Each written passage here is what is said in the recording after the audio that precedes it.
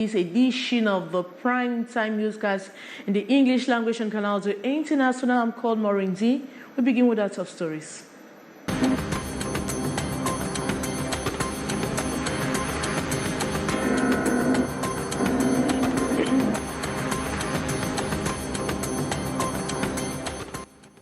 Another building has collapsed this time around in Ngaoundere in the Adamawa region of Cameroon, killing at least 4 people. The incident occurred early this morning. Rescuers and administrative authorities have been on the scene to rescue the victims. The reappearance of Lucas Ndomo, a somber after burial, has left strange and confusing atmosphere in Yaoundé. Understanding the unusual phenomenon took us to the crypto communication sociologists, anthropologists, and judicial expert sources with divergent understanding. We have more in this edition of Newscast. Students who made it in this year's GC ordinary and advanced level examination are in total joy and celebration. We met some of the students on campuses, and they expressed a hope for a brighter tomorrow. They are eager to tell us the next step after the results. Those are major stories. Details right ahead.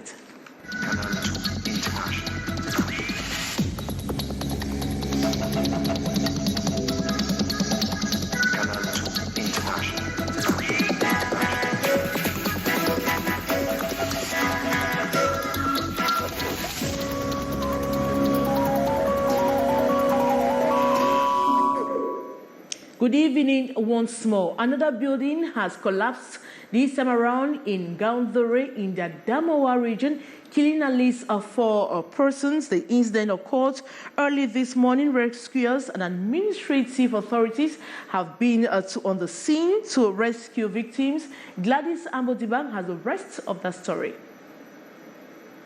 Rubbles of a 4-story building under construction that was until this morning, Tuesday, July 25, 2023. Without any signs of impending doom, the building collapsed at exactly 4 minutes past 8 a.m. The 4 persons, including this little girl who were living in one of the apartments, narrowly escaped before the incident happened. The area is experiencing uncontrolled urbanization. This building, like many other surrounding houses, is built on a slope. The rains, the poorly or unstudied soil, and the poor material that do not meet standards are suspected to be some of the factors that could have provoked the tragedy. Early this morning, this house has been collapsed, and right now we are here just to know how many people are inside the house which has been destroyed. A pregnant woman was pulled from the rubbles by rescuers deployed to the site. When authorities arrived, they struggled to make their way to reach victims under the debris. Yes, sorry, because the works made for this construction are not over, but unfortunately the house is now down, causing damages to a certain number of persons. We do hope that at the end of intervention, the people who were supposed to be inside will be alive. Before our team of reporters left the area, there were already 4 deaths recorded. This is the second incident after that of Douala within 72 hours that left more than 30 people dead. The search for more victims still trapped on the ground following the collapse of a 4-story building in Douala over the weekend, precisely behind Mobigines. These, as some families members continue to demand the remains of their loved ones still trapped on the ground. The death toll as of this Tuesday evening stands at about 38 deaths so far, 21 others injured, a total of 59 victims. Many persons, particularly families, members, continue camping around the incident site. We'll provide you with more information in our subsequent editions of Newscasts. And students who made it in this year's GC Ordinary and Advanced Level examination are in total joy and a celebration. We met some of them in different campuses in Cameroon's economic city, Douala. They have expressed hope for a brighter future. They were also eager to tell us the next step after the results. Let's watch.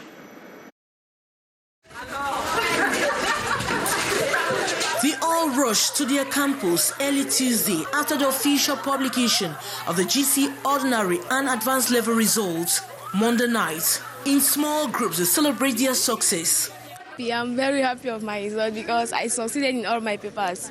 One of the best moments, I see my parents celebrating, shouting the quarter. Everybody just so happy about me. I went in for 5 subjects and I had all my 5 subjects. It's a privilege because it was not easy doing the year. I knew I would pass it. It's not as if it was something I would not pass. I would pass it. Of course, I just want them to see the grades because I'm not yet putting the grades. This scramble to check names on the notice boards is the next thing on their mind. Most of the candidates we met grabbed all 5 subjects in the advanced level. I went in for 5 subjects and I have all my 5 subjects. And even the physics, that, as they always say, physics is an almighty physics. I'm so proud that I defeated it. The other challenge is like me, I was offering math statistics. So we did not have any teacher. So we were like jotting from art students. And also even I had also difficulties in mathematics. Like I was also going towards my friends for them to explain to me. It is a similar ambience we met at Government High School Dedo. Students signing off on the uniforms of successful candidates like this boy, a way of taking him off campus and bidding him farewell in his studies. I cannot have 5 E's. I will not be, the joy will not be really, as somebody that's having 5A. I will say myself that how can you have 5A and me 5E? What happened? So I really want to see the grades now. On phone, they still struggles to get results of other candidates. The vice principal, though impressed in the general results, talks of a drop in results as compared to that of last year. We observe a slight drop in performance as against last year. Last year, A-level was scored 85.22%. You can calculate the drop. And O-level, we had 75.07%. The drop is very slight, but it remains within the standard, within the excellent level that we are looking for. And what is the next stage after the results? I want to be a medical surgeon. After this advanced level, I really wish to pursue my studies in medicine. I want to be an electrical engineer.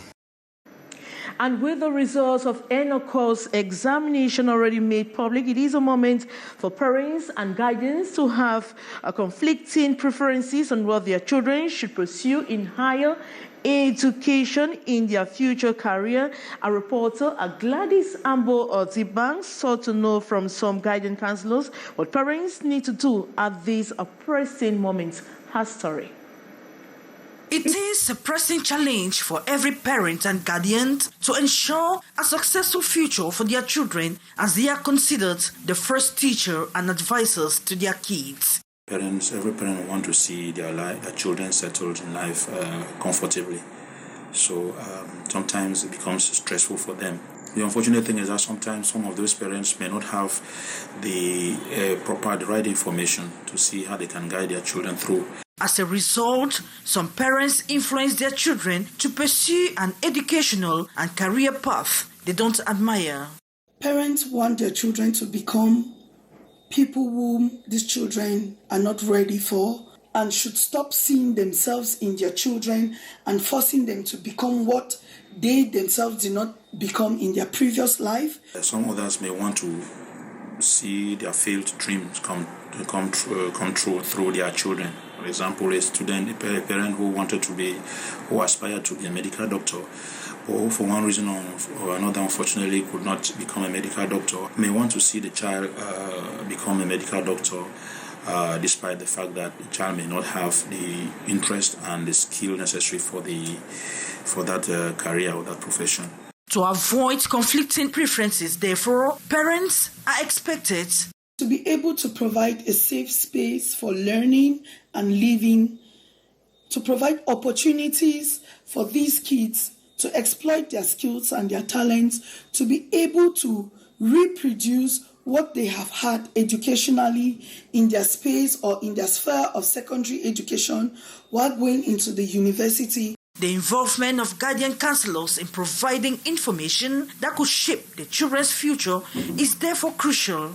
Information concerning the child themselves, which has to do with the skill and the interest of the child through the use of some very specific and scientific tools. And then it could also be information that concerns the child's environment in which they live, which has to do with the job market trends, the industry changes, and the availability or non-availability of training possibilities or training institutions. And as some students are already attending preparatory classes to sit for official entrance examinations, experts emphasize the need for students to discuss their views and career interests in order for them to find a common ground with their parents. And the reappearance of Lucas Ndemo Esomba after burial has left strange and confusing atmosphere in the nation's political capital, Ngaoundere. Understanding the unusual phenomenon took us to the crypto communicationists, sociologists, anthropologists, and judicial experts, sources with divergent understanding, as you tell us in the following story. Beatrice Ngamo. The strange, rare phenomenon of a death reappearing, according to anthropologist and crypto communicationist Francois Bingono, this paranormal does exist. In a video he sent to explain the four roads to confirm the rare visible deaths, the specialist in this question of secret science says it is very possible to visit a person dead in nature as he can himself come home. Il s'agit d'une mort apparente. It is about a visible death, not related. The individual goes to work somewhere. What is commonly known as famla in the grass field. The corpse is seen by all, as in the case of Lucas Ndemo Esomba, and they come by catalepsy, awake the dead person, and this is usually on the third day. C'est de la zombification qu'il s'agit ici. C'est une mort apparente qu'on a. It is about zombification of a visible death that they take or capture. You know that certain persons they buried before a week, a month, their tomb, that is grave, breaks or falls in. Avant une semaine, avant un mois, eh bien, le tombeau est cassé. Zombie they are and not natural person. At times, roaming around until they die naturally. All these are beyond human understanding. Why the doubt, confusion, and fear? There are issues we can't completely explain, but are facts we observe, palpable and experimental, known in human life. Cameroon law, the lawyer we got on telephone ads, recognizes life and death on the different certificates issued by the council in the form of birth and death certificates, but nothing on revenant. The Development Bank of Central African States has described as attractive a new strategic plan, which it says would contribute in supporting economies in the Central African sub-region that have suffered from the effects of recent global crisis. This was during a board meeting of the Development Bank that held in Douala on July 24, 2023. Gladys Ambodiba completes that story for us. By 2030, the Development Bank of Economies of Central African States plans to become the foundation of sustainable development for the CEMAC sub-region. Board members of the bank met in Douala July 24 for the second board meeting for the 2023 session, 2 months after the last meeting.